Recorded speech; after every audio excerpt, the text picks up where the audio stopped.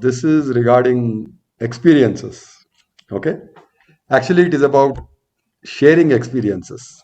So I have a few thoughts about that. See, the question that comes up is when we are practicing the meditation that Swamiji has taught us or Swamiji teaches us, we have experiences. So is it okay to share those experiences? Is the question that generally comes up. Okay, so I need to discuss about the experiences themselves. What are these experiences? Why do yogis give it? So please consider this, right? There is a child growing up and he has been told about God. Okay, his mother prays to God, his father prays to God, he has seen his grandparents praying to God. So when he comes to the age of thinking, right? When he can independently think by himself, analyze by himself, then immediately he starts questioning. What is this? Is there God really? How can I see him? Can God be seen? Then why do people believe in God if they don't see him? Right? So these are like the natural questions that come to people as they grow up, as they get exposed to spirituality, to devotion, okay, to the different rituals that are performed at home, in temples, right? When they visit the temples. This is a doubt that comes to almost every person. Okay.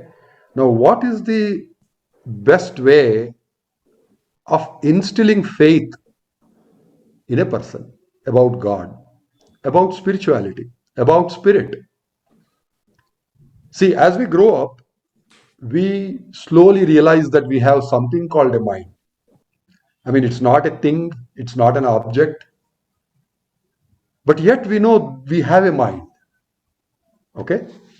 Then, of course, in spiritual science, it is referred to as three different parts. What in English generally we call as mind. No, so we are talking about the non-physical part of our being.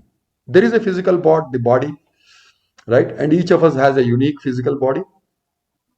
But we also have a non-physical part of us. And even that is very unique. Okay, you may find some similarities between the physical bodies, but I am told and I can also see that the non-physical parts of us, the individuals, are very unique and very distinct. Okay, so there they talk about the manas, that is the emotional part of the mind of the being, which includes fear, anger, kama, krodha, madaloba, moham, matsara. That's they say, right? The six enemies, emotions that they talk about. So all this put together is what our literature, Sanatana literature, refers to as the manas. Then we have the buddhi, the intellect, okay, the learning skills, the analyzing skills, all these come into that buddhi part. Okay, memory, trying to recall some logic, something that we have learned, and applying it to something else. All this is part of the buddhi. That is not the emotional part. Okay. Then we are told there is also another part, the third part, which is the spirit. Now, as we grow up, we become conscious of our mind. Otherwise, as an infant, we are only conscious of our body, right? We have a mind, of course. Even infants, very, very little children also have minds, but they are not aware of that. But as they grow up, slowly they become aware of the mind, then they become aware of the buddhi, then they try to develop the buddhi by learning different ways. But is there a way to learn about the spirit? Is there a way to recognize that each of us has a spiritual part beyond the mind and the buddhi, beyond the mind and the intellect, beyond the emotions and the intellect? So that question comes to us. We look around and we see so many rituals being performed, so many idols being worshipped, trees being worshipped, stones being worshipped, and people talking about so many things, right? So then slowly we get to read the Ramayana, read the Mahabharata, read about different saints. Okay. At best, we may think, oh, okay, a history, something happened like this. But even that may not instill the confidence or the faith in our mind that there is something like spirit. Okay? If anything can instill that faith, it is an experience. Right? When you have an experience which is beyond your mind, beyond your intellect, beyond your buddhi, a spiritual experience, that is when you get the full confidence, a conviction that yes, there is a spiritual part of me, right? And there is no way I can make somebody experience that. There is no way any normal person can do that. It takes a yogi to give an experience to another person, to show something, okay, to show a vision, to show a dream, and then instill that faith. So, this is what Swamiji referred to as experience. That is why he said, you need experiences. And that is what Swamiji gives. You understand? An ordinary guru, I mean, who is teaching you rituals or who is teaching you the Vedas or the mantras or anything, most of them will not be able to give you the experience. The experience may happen to you because of your spiritual practice, okay? But with Swamiji, even before the devotee comes to Swamiji, the very first time, he can give them an experience. Okay, based on the past connections that we have, Swamiji or yogis like that can give experiences to devotees, and that experience will really instill the faith in us. Understand? So I am trying to explain both the parts of it, right? From the devotee's perspective, only an experience can really instill faith in the devotee. The conviction that there is a spiritual path, there is a spirit, there is Atma, so there is Paramatma, so God, different forms of God. Yes, the itihasas really happened, Ramayana really happened. There was a person, a prince called Rama, who actually lived. There was a cowherd, or who grew up as a cowherd, Lord Krishna, and who did all these miracles, who taught people what's the right way to live, who showed an exam as an example, he served as an example to show how people should live, how to face problems. So that faith gets instilled. Otherwise, we can keep questioning throughout our life. Did Rama exist? Is it a real story or is it just a made up story? But when you have an experience, then you get that faith, you get that confidence. Yes, this is true, this has happened and it can happen again. Okay, so from the devotee's perspective, this is what happens. From the guru's perspective, it is only a true guru who can give an experience. So that is why Swamiji said, you need experiences to instill the faith and then come to the spiritual path. And that is what Swamiji can give. That's his capacity. He is a yogi, he can do that. Okay, so I mean, in spending these few minutes, I wanted to tell you about what is the purpose of these experiences. Swamiji gives experiences for a particular reason, okay, to instill the faith, so we can move into the spiritual line, right? Now let us come to sharing experiences. Okay, we all have experiences. As we come to the Guru, as we practice meditation, or we practice other rituals, okay, bhajan or kirtan or nama japam or even puja, homa, something like that we do, and then we start getting experiences. Okay. Now the next question is, can we share experiences? Is it okay to share experiences, or is it wrong to share experiences? Okay. Now the instruction sheet that I mentioned, the set of instructions that are given out to new people who are initiated into Swamiji's meditation, it is mentioned in that, please do not share your experiences. Okay, it's clearly mentioned in that. So is it wrong to share experiences? So that question was asked of Swamiji again. A devotee actually asked Swamiji, Swamiji, why do you say or why do you advise us not to share our experiences? Is it wrong? Why is it wrong? Okay. Then the response of Swamiji is actually uh, made into a quote. I'll just read it out because they are Swamiji's words. The reason you should not reveal your visions is that people will not believe them.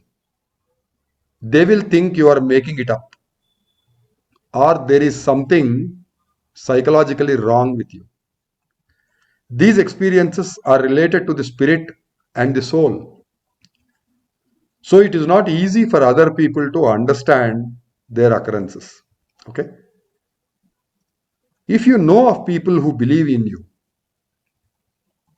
who know what you are doing, who are in the same line of practice, and who are close to you, then you can talk to them about your experiences. Okay, so this is the clarification that Swamiji has given. After saying that don't share your experiences, he explained why he is giving us that advice. Okay, so then he also explained at other times that we can share our experiences with our close family members. Okay, like the husband and wife can share each other's experiences. The parents and children can share each other's experiences. If they are all devotees of, I mean, they need not be devotees of Swamiji, but if they are in the path of devotion, then it is quite possible that not only the husband who is a devotee of Swamiji, but the wife also may be having experiences. So the husband talks about an experience, the wife is in a position to understand it because she herself has such experiences. Same thing with parents and children. The parents would have had experiences. So when the child talks about an experience, the parent understands it. Whereas the child, or if the child is a student, and then the student goes and talks to other students in school about something that happened in a vision or in a dream, then the other students will start laughing at him, will start ridiculing him or her. Okay, so now let us consider what happens. Okay, let us try to put ourselves in the shoes of that student who has had an experience and who's trying to share it with his classmates, right? I mean, to a student or to children in that age group, the closest people are their classmates, right? So they try to share everything with them, they share the experience also. So I share an experience, and then my classmates start saying there's something wrong with this fellow. He's talking about all nonsense. He's telling he has seen that, he has heard that, he has seen some color, he has seen some light and all that. Then he will tell all the other classmates. They'll all come and make fun of me. They'll start ridiculing me. In the evening, I come home. Then my mother says, sit down and meditate. I say, oh my God, if I go and meditate again I'll have a vision. So tomorrow all my classmates will make fun of me again. Understand? So what will happen if we share our experience with people who are not in this line, who are not in the line of devotion, who may not have had any such experience, is that first they cannot believe us. They won't believe us, right? And we don't have the power, the ability to give them an experience. What I have seen, the vision that I have seen, I cannot show it to you. I don't have that ability. Swamiji has, I don't. Okay, now there is no way I can convince you that I really had an experience, that I really saw the vision. Okay, so then you start making fun of me, and I start doubting myself. Is this really something wrong with me? That I am seeing all this which nobody else sees? None of my classmates have these experiences. Only I am having it. So there must be something wrong with me. And this is happening because my parents force me to meditate. I am not going to meditate from tomorrow. You understand what's going to happen? Now, this can happen with classmates, this can happen with colleagues, with other friends. So, that is the warning that Swamiji is trying to give us. Don't share your experience or experiences with people who are not in the line of devotion, who are not in the spiritual line. That is the risk that he is talking about. There have been cases, there have been incidents when people were admitted into the mental hospitals. They were simply having experiences, spiritual experiences, but the others around them, the family members or others, thought that they were mad and they admitted them to hospitals, mental hospitals, to get them cured. Very close devotees of Swamiji. Okay? Now, so that is the risk. That is the reason Swamiji doesn't ask us to share. Okay. Now, having given you one side of it, let me also share the other side of the same, the idea that I am giving you. Okay. So, we have understood what is wrong with sharing experience. Now, imagine a family where everybody is into the line of spirituality, and then the mother has an experience. She starts sharing it with her children, but the children also had experiences, so they start sharing their experiences in return. Okay, so they all share experiences. So what actually happens is the confidence builds up. Yeah, so we are on the right path. If it is happening to me and happening to the others also who are doing the meditation, that means I am on the right path. We are all on the right path. That is why this is happening to all of us. This is not something unique or bad that is happening to me. This is not something dangerous. It is good. It is happening to all of us. We are all healthy. No problem. Right? Then they will get encouraged to move forward on that spiritual path. So sharing experiences with the right people has a positive effect. Sharing it with the wrong people, wrong, I hope you understand what I mean by wrong, right? They're not wrong in any other sense, except that they are not in the spiritual path, they have not had experiences. Or even if they had experiences, they don't want to share them.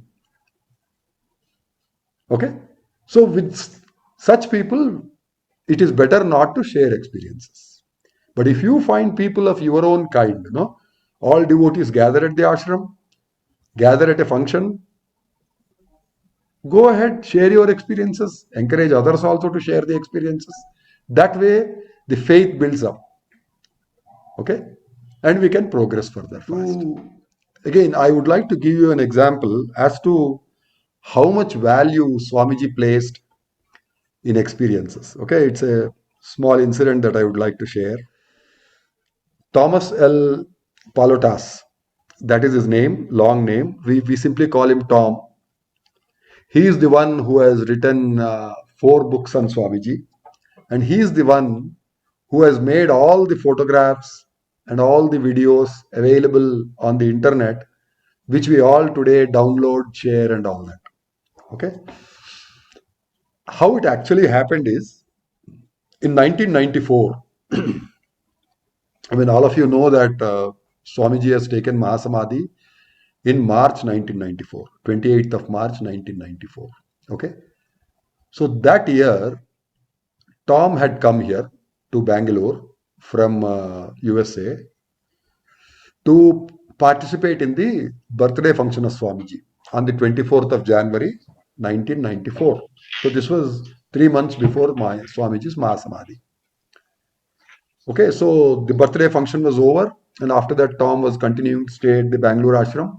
His idea was to go along with Swamiji to Adivarapeta, to Hyderabad, Adivarapeta, and then so on, wherever Swamiji went. So in that period, when Tom was staying at the Bangalore ashram, suddenly one day, Swamiji took him to an inner chamber. So by that time, Tom had already authored the Tapashakti, okay, which is a book on Swamiji, where he had combined Swamiji's life history, Swamiji's tapas, and all that, and the questions and answers between Swamiji and Swamiji's devotees. And he has also included some experiences of devotees on Swamiji's advice. Okay, he was actually told what all to put in the book by Swamiji himself. And then he compiled that book, and that book was released in 1992. So we know what Tom was doing. Okay. So then suddenly in February probably of 1994, Swamiji took Tom into an inner chamber, which was more like a storeroom, just one window and one door, and everything of value to Swamiji. Swamiji used to keep it in that room. That room was always kept locked. Nobody was allowed into that room without his permission. The entrance was through Swamiji's bedroom. Okay. So nobody can enter that room without the knowledge of Swamiji. And Swamiji also did not allow everybody to go inside that room. Very few people on a need basis were allowed to get into that room. Okay. So we ourselves used to wonder what all is there in that room. Well, I had been to that room 2 or 3 times. So I knew what was in that. So Tom was taken into that room for the first time. And Swamiji was ready, Actually, he got ready and then he called Tom to that room. So what Tom saw as he went into that room was Swamiji was squatting on the floor of the room, and there were albums of photographs, thousands of photographs spread all over the floor. Okay, then there were about I think probably 50 video cassettes, about 2 to 3 hours each, of all the recording that we did, all the video recording that we did of Swamiji's programs, different, his visits to different ashrams, all that video was there. Even the old 8 film on which the programs of 1963, 1968, 69, 75, 65, okay, all these programs were recorded on film, photographic film, like the cinema rolls. Okay, all these were lying in that room. So as Tom went inside, Swamiji showed him all these albums, the reels, the video cassettes, and all that. So as Tom got an idea of what is being shown, suddenly he exclaimed, "Swamiji, this is a treasure." Okay, and it seems Swamiji responded back to him. I was not there. I'd been to work that day. So Swamiji responded to him, "No, this is nothing. The real treasure of Swamiji is the experiences of Swamiji's devotees." Let me repeat that, okay? So all these photographs, these videos, and all this, which Tom thought was a treasure because he was working on that, right? When he was writing books, he was trying to understand devotees' experiences and all that. So Swamiji told him, this is nothing. The photographs and the videos are nothing compared to the devotees' experiences.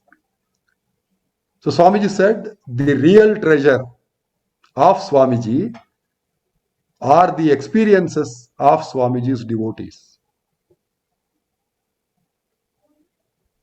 Okay? And then that is when he told Tom, you should go and visit all the ashrams of Swamiji, and you should take time to talk to Swamiji's devotees. They will tell you their experiences. Okay? And you should write a book about that. Then Tom took this advice very seriously, and but unfortunately, Swamiji took Mahasamadhi in 1994 because of his bad health. 2 years later, in 1996, Tom returned to India, this time with a specific plan. He had taken what is called in America as a sabbatical. Okay, all Americans generally take. I mean, professionals generally take this kind of a holiday for a long period of time. They do something else which is of interest to them. They may just tour and visit some rare places, or they may take up some activity that they are interested in, which is not their profession, but they are interested in it. They spend time on that. So Tom took a sabbatical. He is actually an advocate, a lawyer by profession. Okay, so he took a sabbatical, came over to India to spend 6 months here. Then he traveled to every ashram of Swamiji in India, every ashram that we were aware of. Okay, but because he did not know the Indian languages, and many of Swamiji's devotees don't know English. So I had to travel along with him to all these ashrams and then help Tom by interpreting between Tom and these devotees. Okay.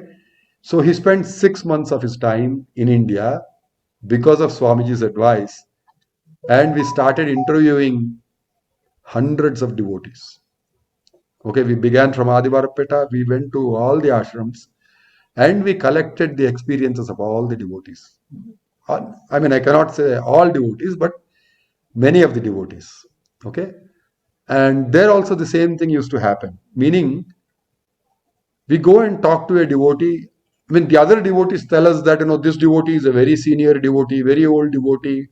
He used to spend a lot of time with Swamiji, so he or she has a lot of experiences.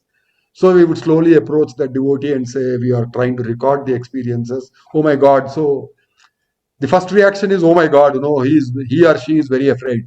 They don't want to share the experiences. Then we sit with them, we explain to them why we are doing this, what is our intention. We want to write a book, we want to spread, we want to share their experiences with all other devotees around the world, because Swamiji said it is those experiences that are his treasure. Okay, so like that we recorded then slowly they would open up. Okay, then they would start talking, and when they talk they would just keep talking for hours, narrating all their experiences, wonderful experiences, gems. So we collected all of those, we recorded all of those. All this work was done by Tom. I was just helping him in interpreting. Okay, so then he transcribed all those experiences, and then he published a book called Swamiji's Treasure. So now you know why that book is named as Swamiji's Treasure. Okay, now all this I told you because I want you, the devotees of Swamiji, who are close, who are involved into the mission now, who are involved, who are on the spiritual path now, to understand that it is not really wrong to share experiences. It is actually very good. And Swamiji wanted devotees to share their experience. The purpose is that the others can learn, yes, these things happen. Such experiences happen, and that is what show, who Swamiji is, what a yogi is, what God is, what is the relationship between God and devotee. Answers to different questions that they had, spiritual questions. Okay, so all these come out from the experiences. Okay, so really speaking, Swamiji encouraged devotees to share their experiences. Okay, so I wanted to convey this message to you all and encourage you also to, all of you, to share your experiences. Of course, only with devotees of Swamiji, okay, who are in the spiritual line, who can understand your experiences, who can identify with your experiences and gain support, take advantage of that on their path, on their spiritual path, and make some progress. Okay. So actually, I wanted to talk about this because there has been a suggestion from a devotee saying that, we should try to have such a session with devotees of Swamiji who have been doing long hours of meditation. All of us do 1 hour of meditation. But then if we can collect people, devotees of Swamiji, who have been doing longer hours of meditation, 3 hours, 4 hours, 8 hours a day, 10 hours a day, right? If we can get them to a conference like this and then encourage them to talk, encourage them to share their experiences, how they felt, what helped them, what did not help them, right? How could they do it?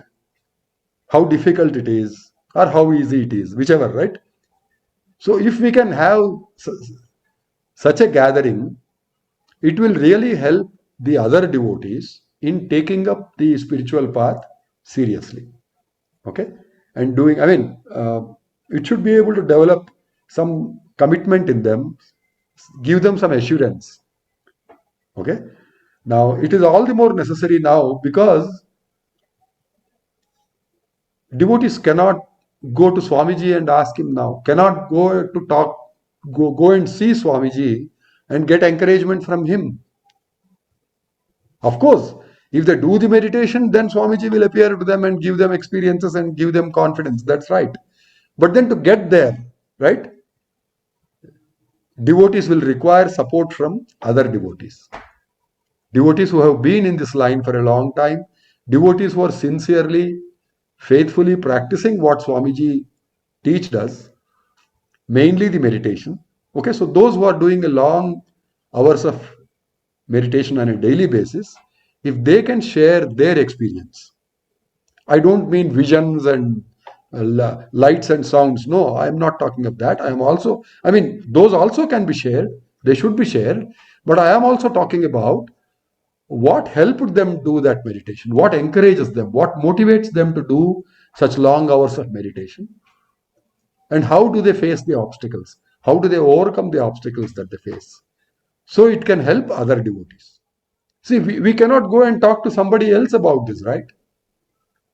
I mean, if I need help of this sort, I can only rely on fellow Swamiji devotees. I cannot go to others and ask about this. I cannot go to a priest or a pandit in the temple and ask him about this. He won't be able to tell me anything. Not from his experience. He may tell me from the books, but then it's his understanding that will be the limitation, right? So I will have to rely on fellow devotees of Swamiji who have been doing more sadhana for encouragement in my sadhana. Okay, so this is the objective, and I wanted to encourage devotees, serious devotees who are doing a lot of sadhana, to share their experiences. Okay, so if a few of you come forward, then we can organize sessions like this and then help the other devotees, who have the intention, who have the desire, but how do they develop the commitment, right? So this is a request to all you devotees of Swamiji who have been into this in a serious way, okay, and who have achieved some progress. Please share your experience, your lessons with the others, encourage them, take them along with you, and help them. Okay, thank you very much. Thanks. This book is available online. It's really a treasure. Yeah, you can have it in 600. It is available on Amazon with 686 rupees, which I recently bought it. I mean, it's really a treasure. People all can get one book and then at least have maybe 1 page or 2 page whenever they're free, can read it. But it's really a treasure to have it. Very nicely written, phase by phase of Swamiji's life. Yeah, including all the real experience of so many devotees. It's a great book. Yeah. And also, let me tell you all that the stories that I share are also from this book only. Okay, Yes. they're all included in this book. The several stories. Yeah. I'm going to share a couple of more stories today. So those are also in this book. You can read a number of stories like that in this book. It's already available. Yeah, thank you. It's available on Kindle as well. Yep. And No, if the you version want the that book, you talked about, the 686 rupees, that I think is a Kindle version, right? yes, Ankur. Okay. Yes, Ankur. Yeah. The book can be, we can, I mean, I think somebody can physically get the book as well, right, Ankur? Yeah, we have Not as a printed version. Yes. We have a limited number of copies. Of course, we can get more copies. Yeah, we can but do it's that. not that this book is published in huge numbers, because it's a huge book, very big book.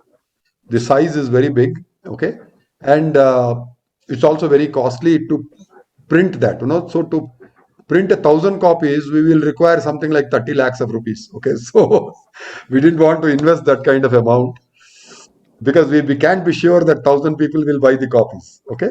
Yes, So Tom has chosen a different model where each book, I mean, you can actually place the order on the publisher for 1 book or 10 books or 20 books like that, a very small number, and then you can share them, right?